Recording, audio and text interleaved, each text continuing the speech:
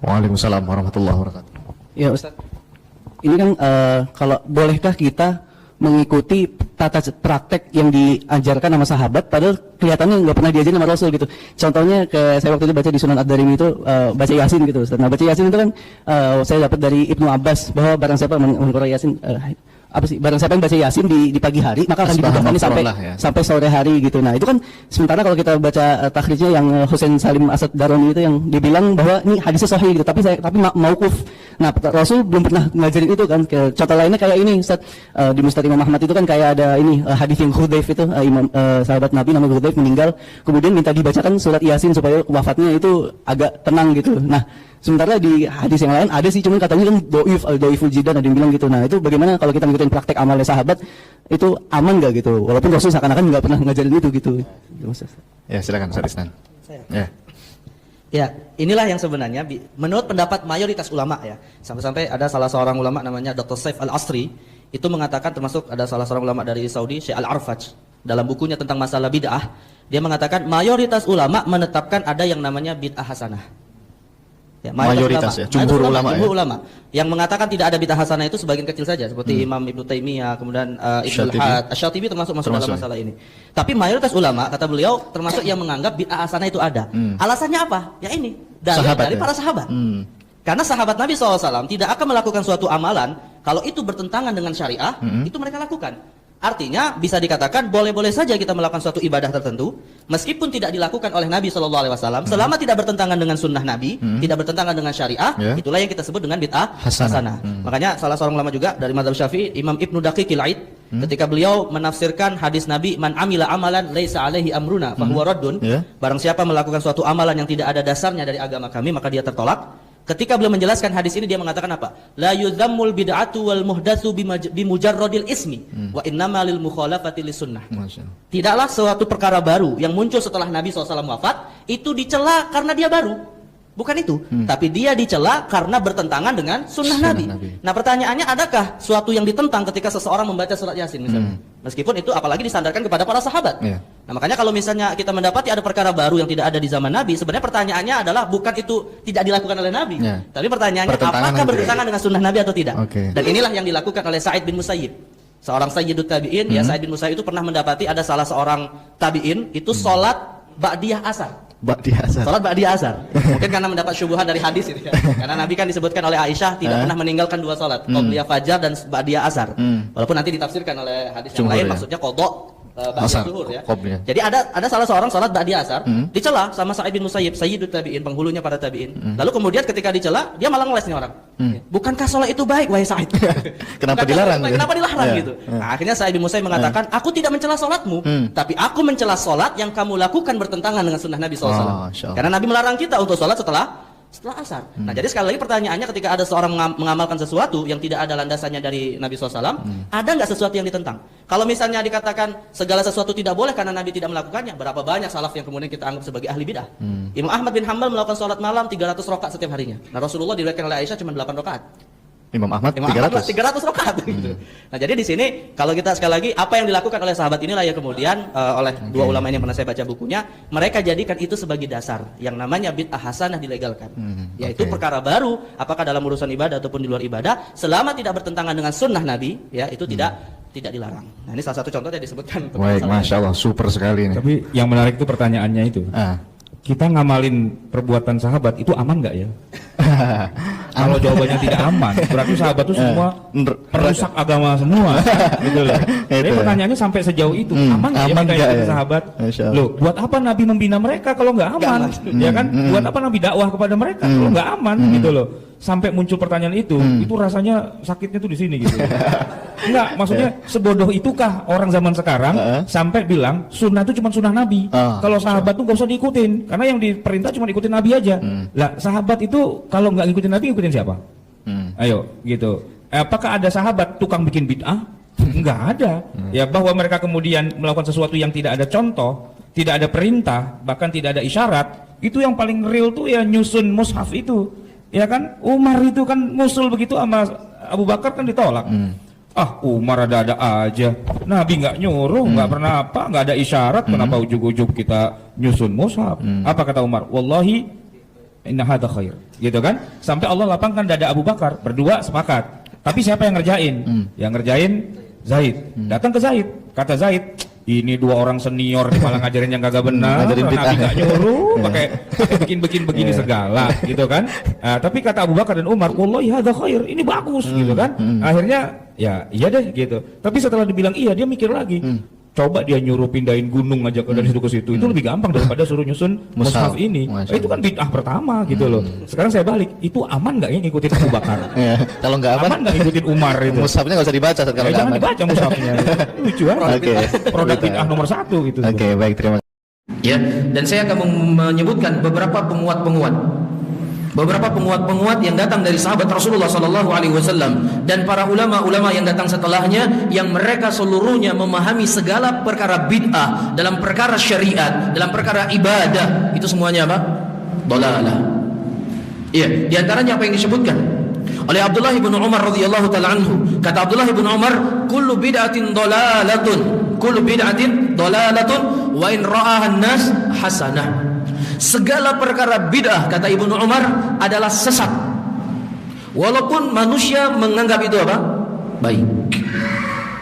Ya, walaupun manusia menganggap itu sebagai perbuatan yang baik, semuanya sesat, kata Abdullah ibnu Umar. Kemudian yang kedua, dari sisi tatbiqiyah, dari sisi amalan, praktek, yang sering saya sampaikan dan mungkin juga sudah pernah saya sampaikan di masjid ini. Ya, di zamannya Umar bin Khattab radhiyallahu, di zamannya Abdullah ibnu Umar, ada seorang bersin. Ada seorang bersin. Orang yang bersin disunahkan mengucapkan apa? Alhamdulillah. Ini sunnah. Iya. Kemudian orang tersebut setelah dia mengucapkan alhamdulillah, dia tambah wassalamu ala Rasulillah.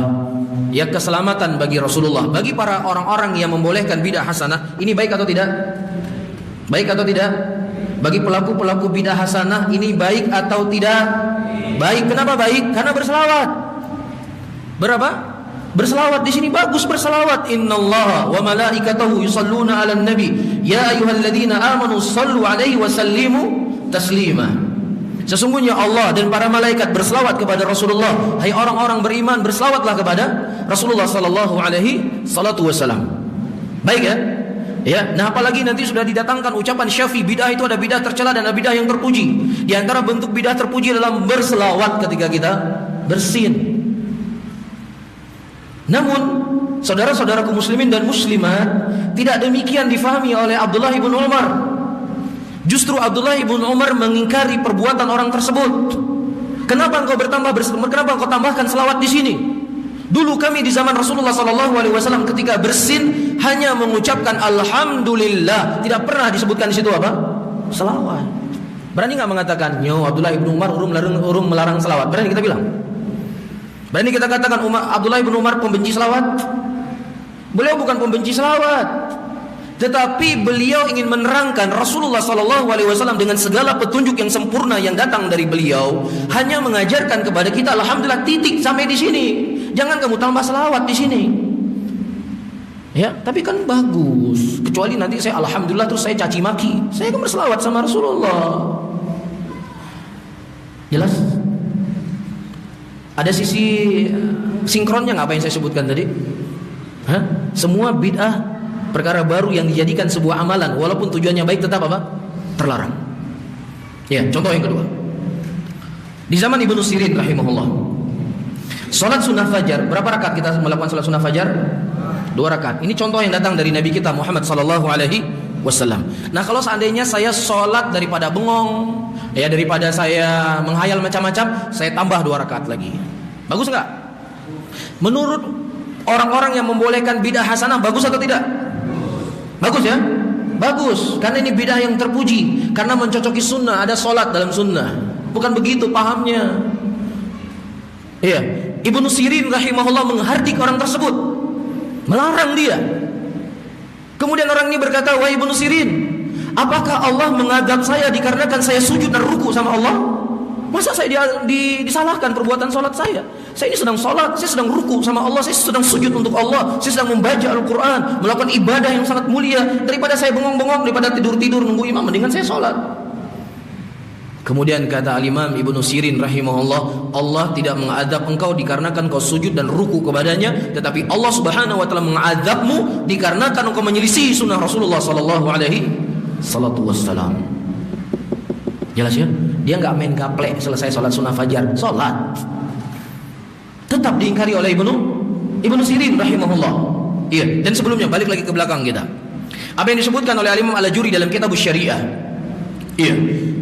Dari Abdullah ibnu Mas'udin radhiyallahu taala anhu, ada sekelompok orang pada waktu itu berzikir berjamaah di masjid. Iya.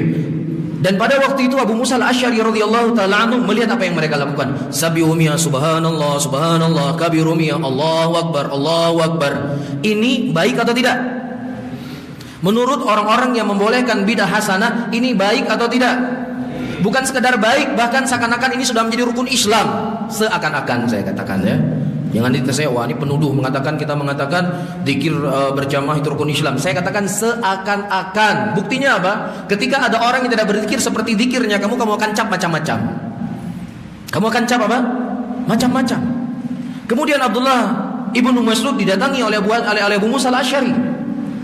Dia mengadu kepada Abdullah ibnu Mas'ud radhiyallahu taala apa yang dia lihat. Apa kata Abdullah ibnu Mas'ud? Kata Abdullah ibnu Mas'ud, kenapa engkau tidak sampaikan kepada mereka untuk mereka menghitung dosa-dosa mereka? Masya Allah. Orang berzikir masa disuruh hitung dosa? Nah kalau seandainya ucapan ini kita ucapkan, wah habis kita sudah. Tapi ini yang ucapkan Abdullah ibnu Mas'ud. Pasti mereka nggak berani mencela Abdullah ibnu Mas'ud. Pasti mengatakan, oh ceritanya palsu, itu nggak sahih. Nah, ceritanya apa? Nggak sahih, palsu. Ya jangankan kisah Abdullah ibnu Mas'ud, hadis di Sahih Muslim tentang pertanyaan Nabi sallallahu alaihi wasallam, Allah saja didoifkan, dilemahkan. Padahal hadisnya di Sahih Muslim. Apalagi ucapan Abdullah ibnu Mas'ud. Datang Abdullah ibnu Mas'ud radhiyallahu taala anhu menghampiri mereka. Dan beliau berkata, begitu cepat celakanya kalian wahai umatnya Rasulullah. Beliau baru saja meninggal. Periuk-periuk beliau belum hancur. Baju beliau belum rusak. Tetapi kalian telah berbuat sebuah amalan yang tidak pernah dicontohkan oleh Nabi sallallahu alaihi wasallam. Jadi para sahabat, mereka mengingkari tidak bidah hasanah yang diyakini oleh sebagian orang hari ini. Jelas mereka mengingkari, karena menurut teori orang-orang hari ini, berzikir secara berjamaah itu apa? Baik, bagus, terpuji, terkenal dan lain sebagainya. Bahkan mereka jadikan sebagai poin, siapa yang tidak berzikir, agar kamu berzikir, nya anda betul ya gamaya. Masya Allah. Begitulah yang saya jelaskan pada pertemuan yang lalu, bagaimana bidah berkembang dan berkembang. Jadikan sebagai apa? Kullu hizbin bima ladaihim farihun. Setiap kelompok merasa bangga dengan apa yang ada pada diri mereka. Kemudian ternyata ketika diingkari oleh Abdullah ibnu Mas'ud, alasan mereka sama persis seperti alasan orang-orang hari ini. Kan bagus, kan baik. Ya kan untuk menyemangati orang, jangan nanti zikirnya sendiri-sendiri, jadi kita berkelihatan kompak, jadi kita berkelihatan itu kuat, jadi nanti syaitan itu bisa lari terbirit-birit mendengar berzikir bersama-sama. Bagus. Apa kata Abdullah ibnu Mas'ud? Kata Abdullah ibnu Mas'ud, berapa banyak orang-orang yang mereka menginginkan kebaikan tetapi tidak sampai kepada pintu kebaikan. Jelas di sini?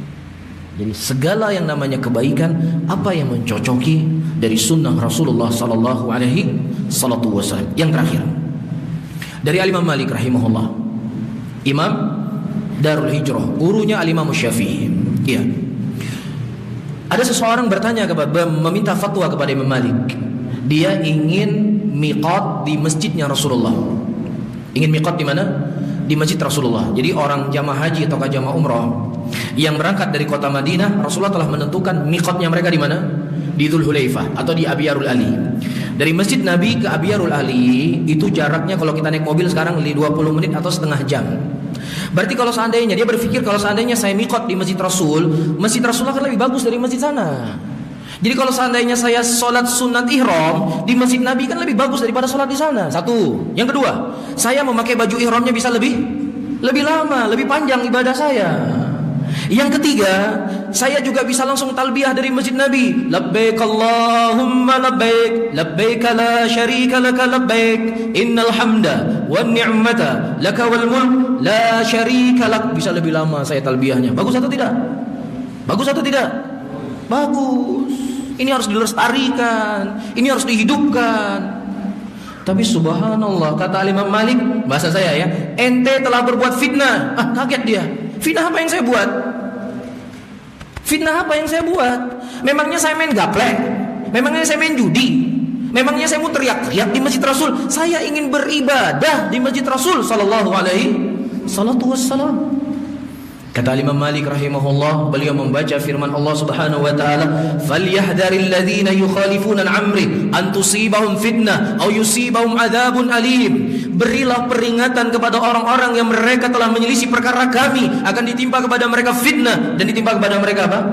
Azab yang pedih. Rasulullah mengajarkan kepada kita untuk para penduduk Madinah atau siapa yang datang dari kota Madinah untuk haji dan umrah, miqatnya di mana? Di Dzul Hulaifah. Biar Ali, jangan kamu ganti-ganti walaupun tujuan kamu apa? Baik. Jelas di sini? Dari pemaparan yang saya sebutkan tadi, dari beberapa riwayat yang datang dari sahabat dan juga dari para ulama Islam, seluruhnya mereka memahami yang namanya bid'ah dalam perkara syariat itu apa? Sesat. Tetapi yang mereka katakan ada yang namanya bid'ah hasanah itu dalam perkara apa? Bahasa. Bisa difahami di sini? Dan ucapan Al-Imam Syafi'i, saya tegaskan kembali, bukan dalil penguat apa yang kalian sebutkan, membolehkan apa?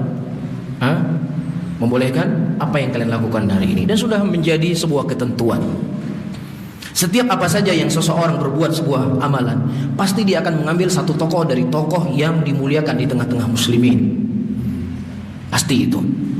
Ya, Allah sebutkan ya, di luar kita orang Islam, orang Yahudi, orang Nasrani. Apa kata mereka? Maka Ibrahim Yahudi wala Nasrani walakin kana hanifan muslimah. Orang Yahudi berkata, kami ini pengikut Nabi Ibrahim. Orang Nasrani juga mengatakan apa? Kami pengikut Nabi Ibrahim. Untuk apa? Untuk mengelabui orang. Ini pengikut Nabi Ibrahim, gak salah dia. Ada salafnya, ada pendahulunya para Nabi Ibrahim yang diikuti. Allah Subhanahu wa taala bantah dalam Al-Quran, maka Ibrahimu Yahudiyya wala Nasraniyya walakin kana hanifan muslima. Ibrahim itu bukan seorang Yahudi sebagaimana pengakuan orang Yahudi, dan juga bukan seorang Nasrani sebagaimana pengakuan orang Nasrani, tetapi Ibrahim adalah seorang hanif muslimah, orang yang lurus di atas tauhid, jauh dari kesyirikan kepada Allah Subhanahu wa taala. Sehingga sekedar pengakuan itu belumlah apa? Cukup.